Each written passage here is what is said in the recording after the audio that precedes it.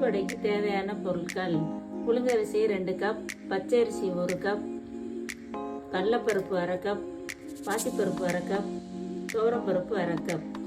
வடைக்கு தேவையான பொருட்கள்: அரைத்த அடைமாவு, முருங்கைக்கீரை, தேங்காய் பூ, நறுக்கிய வெங்காயம், இஞ்சி, மிளகாய்த்தூள், ஜீரகத்தூள், மிளகுத்தூள், மஞ்சத்தூள் அனைத்தையும் கலந்து அடை சுடணும். அடைமாவுடன் மஞ்சத்தூள், ஜீரகத்தூள், மிளகுத்தூள், தேங்காய் பூ, மிளகாய்த்தூள், முருங்கைக்கீரை, நறுக்கிய இஞ்சி,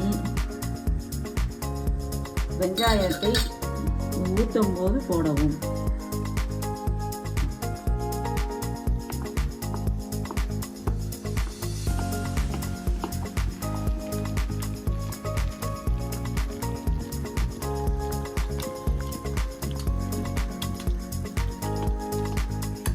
வெங்காயத்தை தோசை ஊற்றும் போது போடவும். அடைமாவை இந்த அளவு கரைத்து கொள்ளவும்.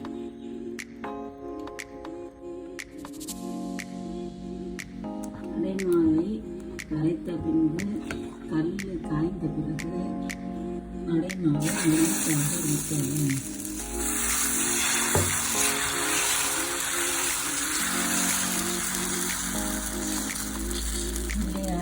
அடை மேலே சிறிதளவு